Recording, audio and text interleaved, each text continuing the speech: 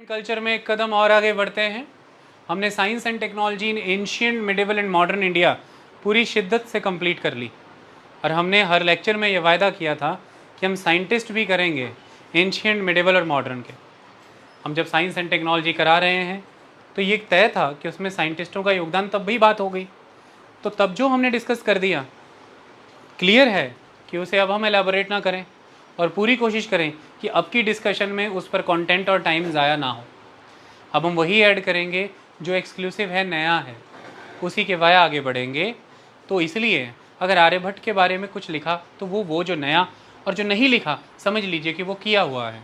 Okay, तो शुरुआत करते हैं साइंटिस्ट ऑफ एंशिएंट इंडिया, फिर करेंगे द मिडिवल इंडिया, फिर साइंटिस्ट ऑफ मॉडर्न इंडिया, फिर आपका ज़िंदगी भर के लिए ये science and technology and scientist वाला सेक्शन आर्ट एंड कल्चर और हिस्ट्री के पर्सपेक्टिव से ख़त्म।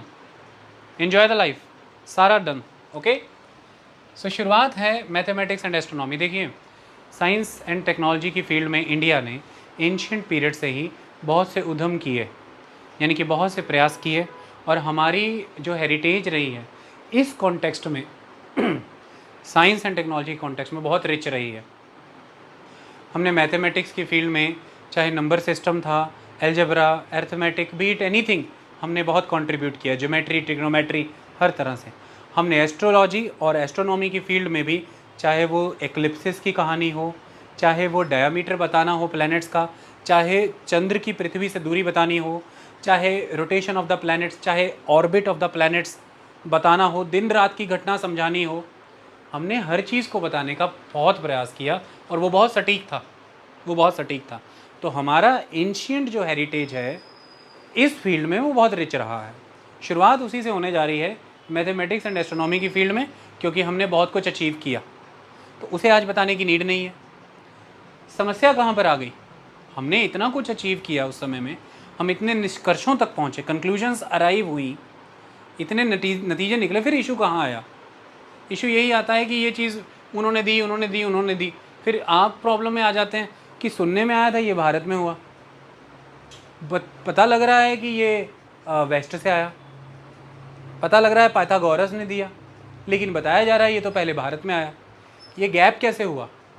अगर भारत में वो कंक्लूजन अराइव हुई थी, वो निष्कर्ष भारत में प्राप्त हुआ, तो फिर नाम किसी का लग के क्यों आता है? उसका सीधा रीज़न समझ लो। कई बार ये पूछा जाता है, रीज़न असर्शन की फॉर्म में क्वेश्चन आता है। तो the thing is, many theories of modern day mathematics, जो आज के मैथमेटिक्स में थ्योरी इस्तेमाल होती हैं, were actually known to ancient Indians. उनको पता थी। ये हमें आज जब मैन्युस्क्रिप्ट्स मिलती हैं, हमें उस समय के ग्रंथ आज मिलते हैं, तो पता लगता है कि उन्हें पता थी।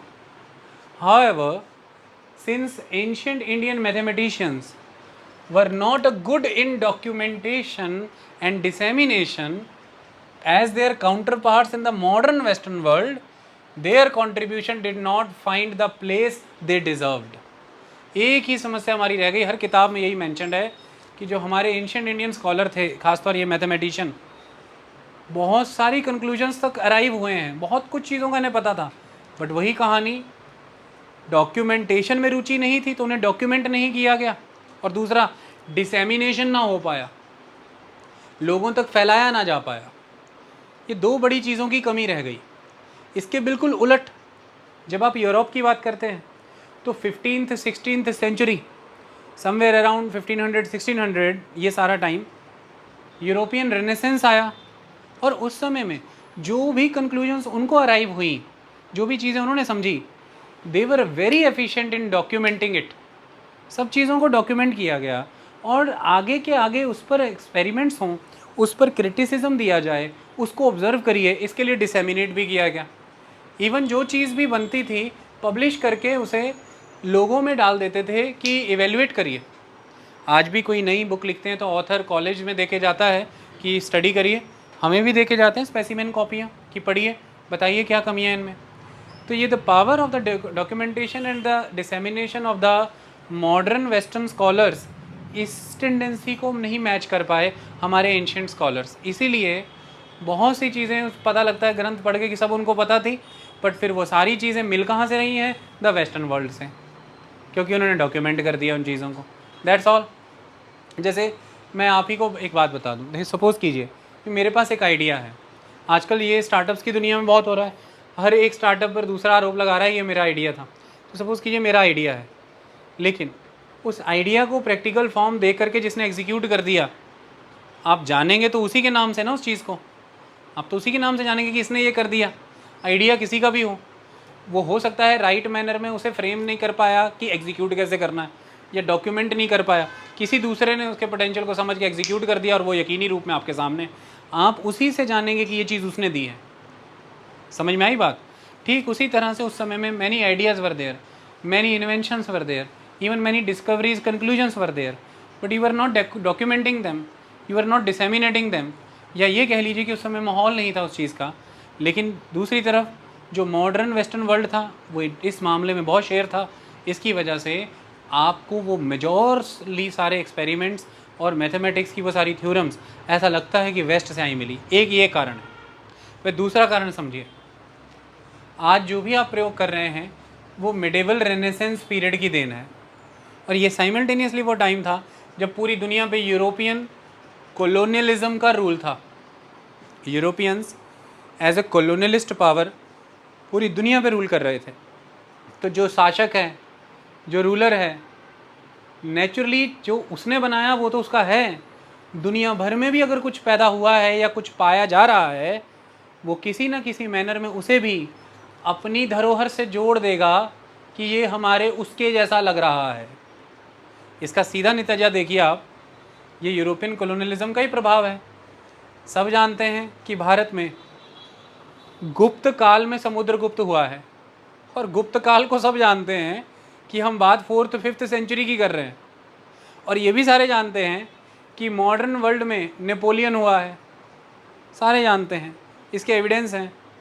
लेकिन ये यूरोपियन रूलर्स का दुनिया भर में प्रभाव ही है कि जब वो यहाँ आके समुद्रगुप्त को पढ़ते हैं तो वो ये नहीं कहते कि नेपोलियन समुद्रगुप्त जैसा है या नेपोलियन यूरोप का समुद्रगुप्त है। वो यही कहते हैं कि अच्छा this guy is somewhat like Napoleon of Europe, तो ये यूरोप के नेपोलियन जैसा है। और आज दिन तक हम किताबों में यही पढ़ रहे हैं कि भारत का नेपोलियन कौन है? समुद्रगुप्त। जबकि समुद्रगुप्त पहले आया है, उसका कॉन्सेप्ट पहले आया है। नेपोलियन समुद्रगुप्त होना चाहिए था, पर समुद्रगुप्त नेपोलियन है। ये अपने आप में बताता है कि तय कौन कर रहा है, तय कौन कर रहा है, डिसाइडिंग पावर कौन है, डिटरमिन कौन कर रहा है कि क्या फ्लोट होगा क्या नहीं, नॉलेज किसकी है, नॉलेज कहाँ से आई, ये डिसाइड करती हैं द रूलिंग अथॉरिटीज़। और मॉडर्न वर्ल्ड में मिडिवल टाइम से शुरू होकर के मेजर रूलिंग अथॉरिटीज़ यूरोपियंस ही थे। तो इसलिए हर तरह की साइंटिफिक डेवलपमेंट, हर तरह की नॉलेज सिस्टम पर मोहर उन्हीं की लगी है और वो उन्हीं के नाम से जानी गई है। और दूसरी कहानी, प्रैक्टिकली यूरोप एक ग्राउंड बना भी इस सब नॉलेज के जन्म का, क्योंकि नॉलेज एंशिएंट इंडिया में भारत से होते हुए मिडिवल वर्ल्ड की शुरुआत में अरब मुल्कों तक पहुंची, मुसलमानों तक, और वहाँ से फिर वो वापस मिडिवल टाइम में यूरोपियंस ने रीडिस्कवर या कह लीजिए री इन्विगरेशन के अपनी उस ज़ील में मॉडर्न वर्ल्ड को प्रेजेंट करी, सोसाइटी को प्रेजेंट करी। ओके, तो आज जिस रूप में आप चीज़ों को इस्तेमाल कर रहे हैं वो रूप देने वाले लोग वेस्टर्न हैं। उसका एक फैक्टर उनके यहाँ पर जो रेनेसेंस हुआ है वो बहुत रीसेंट है, वैज्ञानिक रूप में लोगों में चेतना आई। और दूसरा, शासक वो थे इस पृथ्वी पर, तो कहीं पर कुछ पैदा हुआ हो, नाम उसी कल्चर कस्टम मैनर का चलेगा जो तय कर रहा है कि जो भी ये है वो क्या है। That's all. ओके, तो इसीलिए आप आज के समय में उनके वाया मिली चीज़ों को जब सुनते हैं और साइमल्टेनियसली एंशिएंट सोसाइटी भारत की पढ़ते हैं और पता लगता है कि ये चीज़ बौधायन ने दी, आर्यभट्ट ने दी, तो आप कंफ्यूज हो जाते हैं कि असल में किधर से मिली। वो उसका कारण यही है। अब हम कुछ महत्वपूर्ण साइंटिस्टों के बारे में, मैथमेटिशियंस के बारे में, सीधी बात स्कॉलर्स के बारे में पढ़ते हैं जिन्होंने बहुत कुछ दिया। समझिए, ये एक एक चीज़ महत्वपूर्ण है, ध्यान रखिएगा। तो सबसे पहले है बौधायन।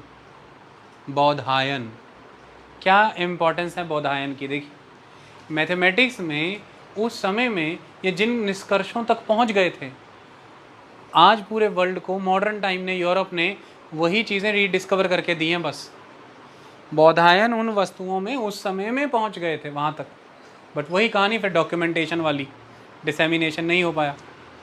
लेकिन जो चीज़ें प्रमाणित हैं, प्रूवन है, वो ये हैं कि द वैल्यू ऑफ पाई, देखिए पाई की एक समवट करेक्ट वैल्यू तो आर्यभट्ट ने पता लगा ली थी, आप सब जानते हैं 3.1416 बिल्कुल पता लगा ली थी।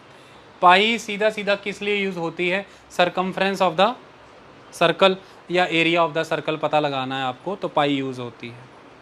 मेन कहानी है कि वो तो ठीक है, आर्यभट्ट ने पता लगा ली समवट बिल्कुल करेक्ट वैल्यू, लेकिन पहली बार पाई कैलकुलेट किसने किया है? बौधायन ने। So the value of pi was first calculated by him. Baudhayana को ये क्रेडिट जाता है, याद रखिएगा, कोई पूछ ले आंसर बौधायन कर देना। नेक्स्ट इज द, अब पाइथागोरस थ्योरम, तो पाइथागोरस से मिली तो बाद में जाकर के मिलेगी जो डील कर रही है राइट एंगल ट्राइंगलों के साथ। ओके, आप हाइपोटेन्यूज एक तरफ रख के, ये परपेंडिकुलर है, ये base, this is hypotenuse, hypotenuse एक तरफ रखिए, परपेंडिकुलर बेस को प्लस करिए, स्क्वायर लगा लेना है आपको। यही थ्योरी आप सुनते आए हैं। ये तो बहुत सब जानते हैं कि वो बाद में आए और ये थ्योरी भी बाद में आई, लेकिन बहुत पहले इसका जिक्र बौधायन के सुलभ सूत्र में मिलता है, बौधायन के सुलभ सूत्र में मिलता है। So Pythagoras theorem is already found in Baudhayana's Sulba Sutra. तो दो चीज़ों में बौधायन की देन है, एक पाई की वैल्यू को सबसे पहले कैलकुलेट करना, और दूसरा अपने सुलभ सूत्र में पाइथागोरस से पहले ही पाइथागोरस थ्योरम दे देना। इतनी बात समझ में आ गई? ये भूलना मत बौधायन के विषय में। अब मैं चाहता हूँ इमेजेस देखते जाएंगे तो ज़िंदगी बड़ी खुशनुमा हो जाएगी, व्यक्ति याद रहेंगे। और हम किस्मत वाले हैं कि आज इंटरनेट का दौर है, अदरवाइज़ मुझे सपोज़ कीजिए मुझे ये इमेज ही कलेक्ट करनी होती तो मुझे कहाँ जाना पड़ता बताइए? लाइब्रेरियों में जाना पड़ता, उन बड़े बाज़ारों में जाना पड़ता, शायद तब भी ना मिल पाती, शायद तब भी ना मिल पाती। बौधायन, चेहरे से ही वो भाव झलकते हैं कि इतने बड़े निष्कर्षों तक पहुंचने के लिए कितना स्थिर चरित्र चाहिए, चेहरे से ही पता लग रहा है। Okay, that power. तो this is Baudhayana the mathematician. देखिए पाई, पाई से डिनोट भी किया जा रहा है, सिंबल भी बना है उनका। अब जो आंखों में ऐसे रख लोगे एक बार इसे इच्छाधारी नाक की तरह, तो फिर नहीं भूलने वाला। ओके, इमेजेस का मतलब यही है कि इसे रख लो। अरे आगे ही नहीं बढ़ रही है, देखिए इन्वेंशन ऑफ पाइथागोरस थ्योरम। ऐसे ऐसे पेज घूमते रहते हैं हर जगह, बस आपको पता होना चाहिए, आप भी पढ़ ही रहे हैं। ओके, तो ये क्वेश्चंस आ जाते हैं। चलिए आगे बढ़ते हैं बौधायन से। और अब आप जानते हैं आर्यभट्ट क्यों इनके नाम पर भारत का पहला सैटेलाइट जो ऑर्बिट में गया वो रखा गया, वो आपको अभी पता चल जाएगा, आप जानते ही हैं। आर्यभट्ट ने 23 वर्ष की उम्र में आर्यभट्टिया लिखी, the most famous book. Mathematician हैं, फिजिशियन हैं, केमिस्ट्री की बात करते हैं, एस्ट्रोनॉमर हैं, एस्ट्रोलॉजर हैं, सब हैं भाई। 23 साल की उम्र में क्या लिख दी? यहाँ पर एक बात बताता हूँ, आज जो आप एटॉमिक थ्योरी पढ़ते हैं जॉन डाल्टन की है। 1776 में एक वीवर के घर जन्मे, 12 साल की उम्र में टीचर बने, 7 साल और बीते प्रिंसिपल बने, मैंने 19 साल। 1776 में जन्मे है ना, और अभी 1796 भी नहीं आया। 1793 में मैनचेस्टर गए और वहाँ जा कर के आगे यूनिवर्सिटी में मैथमेटिक्स, फिज़िक्स, केमिस्ट्री ये सब पढ़ाएंगे। और 1808 में ही, अभी 1776 में जन्मे हैं, 1808 में ही वर्ल्ड फेमस एटॉमिक थ्योरी दी जिसे आज दिन तक आप पढ़ रहे हो, एटम की नॉलेज। समझ में आई बात? चेतना का स्तर देखिए, बहुत ज़रूरी है ये। तो आर्यभट्ट 23 वर्ष की उम्र में आर्यभट्टिया लिखते हैं, बहुत महत्वपूर्ण किताब। इसके 4 सेक्शन हैं। कितने सेक्शन में है ये भला? 4। ओके गुड, इंग्लिश में। फर्स्ट जो सेक्शन है इसका किससे विषय है ये पूछ लिया जाता है। इसमें है methods of denoting big decimal numbers by alphabets. बड़े डेसिमल नंबर्स, आप बड़ी संख्याओं को अल्फ़ाबेट से रिलेट किया गया उसमें। बस इसको इतना रखिए, ज़्यादा डिटेल में नहीं। सेकंड में आज जो मॉडर्न मैथमेटिकल कैलकुलेशंस हैं उस तरह की डिफ़िकल्ट चीज़ें डिस्कस की गई हैं सेकंड बुक में। तो difficult questions from topics of modern day mathematics, जैसे कि नंबर थ्योरी, ज्योमेट्री, ट्रिग्नोमेट्री, बीज गणित यानी कि अलजेब्रा, ये सब कुछ सेकंड सेक्शन में डिस्कस किया गया। तो 2 सेक्शन में मैथमेटिक्स पर बात है।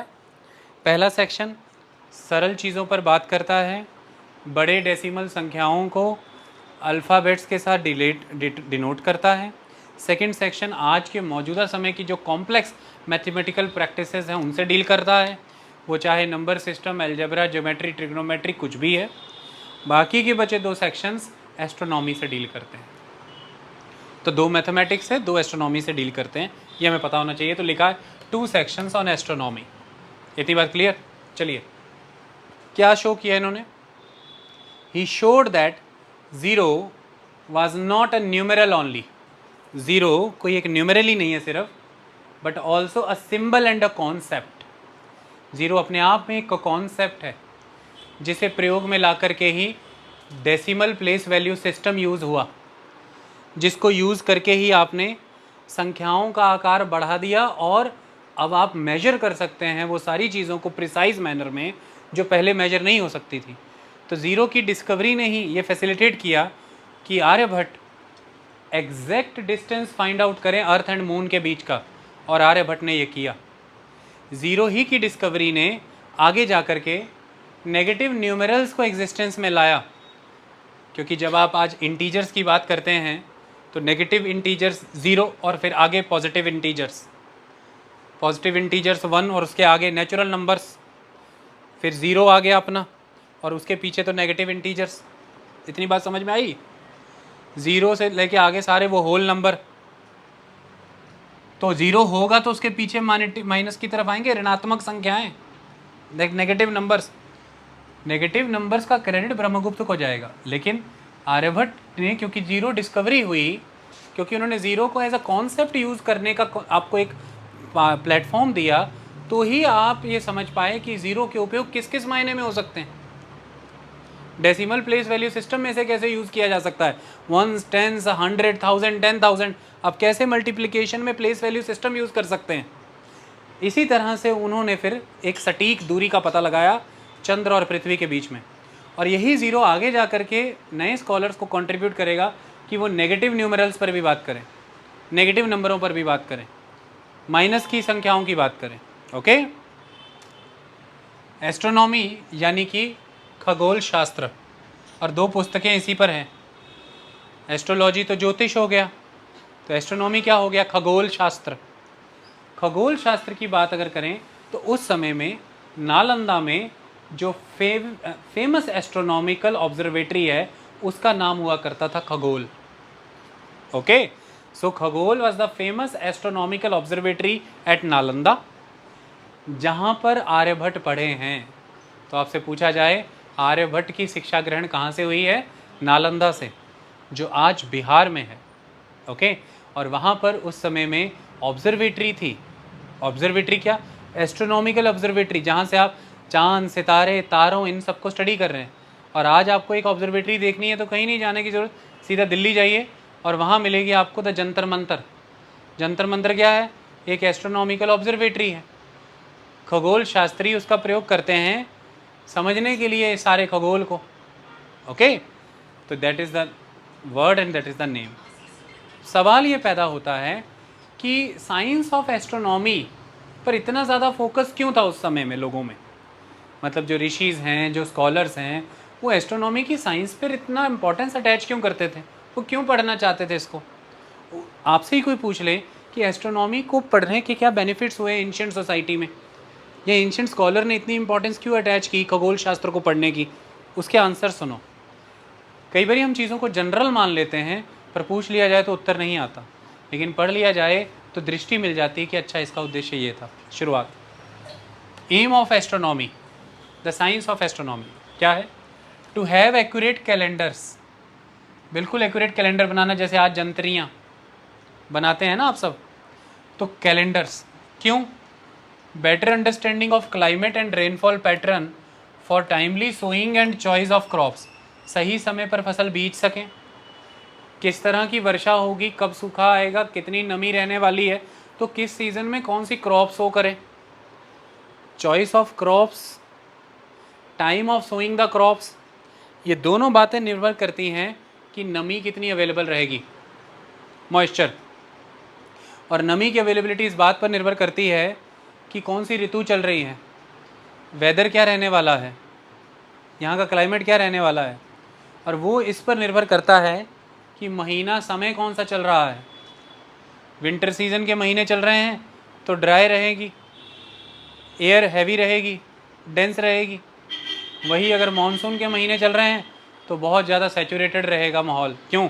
नमी बहुत ज़्यादा रहेगी। ये सब चीज़ें पता लगाने के लिए आप एस्ट्रोनॉमी की साइंस में इतनी इम्पोर्टेंस अटैच करते हैं, क्योंकि समाज की ज़रूरत है। वो पता लगाना चाहते हैं कि कब बीज बुआया जाए, वर्षा कब आएगी, किन दिनों में आएगी, कितने दिन तक रुकेगी, नमी कब घटने लगेगी, तो कौन सी फसल लगाई जाए और कब लगाई जाए, ये बहुत ज़रूरी फैसला है। इसके लिए कैलेंडर बनाने बहुत ज़रूरी हैं।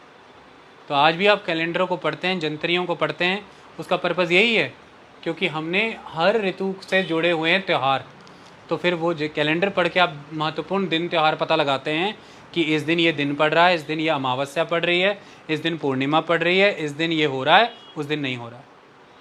समझ में आई बात? एस्ट्रोनॉमी में इम्पोर्टेंस ना अटैच की होती तो ये कैलेंडर ना बनते, क्लाइमेट और रेनफॉल पैटर्न की जानकारियाँ ना होती, फसलों की बिजाई और फसलों की नस्ल कौन सी चुननी है वैरायटी, ये तय ना हो पाता, fixing the dates of seasons and festivals ना हो पाता, नेविगेशन ना हो पाती। आप डेजर्ट्स में चल रहे हैं, रेगिस्तानों में, समुद्रों में चल रहे हैं, और दोनों ही चलने का कारण है व्यापार। अगर तारों को ना पड़ा होता तो रेगिस्तानों में रात को मदद कौन करता चलने के लिए? ये पोल स्टार है, ध्रुव तारा है, उसे उत्तर दिशा में फिक्स करके ही तो चलते हो ना। फिर आपने तारों के नक्षत्र बनाए, कॉन्स्टेलेशंस, तो वो जब शाम होती है तो वो तारों का नक्षत्र एक जगह होता है, जैसे सुबह होने पे सन एक जगह होता है, तो जब रात शाम से जब मिडनाइट आती है वो कॉन्स्टेलेशन वहाँ से चल के कहीं और आगे होती है, और जब सुबह अर्ली मॉर्निंग आप देखते हैं तो वो नक्षत्र वहाँ से चल के कहीं और आ गया होता है। तो ये नक्षत्र पहले चुने, बनाए, पोल स्टार बनाया, दिशा देखी, नक्षत्र बता रहे हैं कि किस पहर से गुजर रहे हो, रात का कौन सा समय चल रहा है, भोर होने वाली है कि नहीं होने वाली है, किस दिशा में चल रहे हो, उत्तर दिशा वो है, तो जब उत्तर दिशा वो है तो पूर्व पश्चिम दक्षिण किधर है। तो ये ना होते तो समुद्रों में यात्राएं कौन करता, कैसे करते, रेगिस्तानों में यात्राएं कैसे होती, कैसे चलते। इस व्यापारिक यात्राओं को समर्थन मिलता है एस्ट्रोनॉमिकल स्टडीज़ से।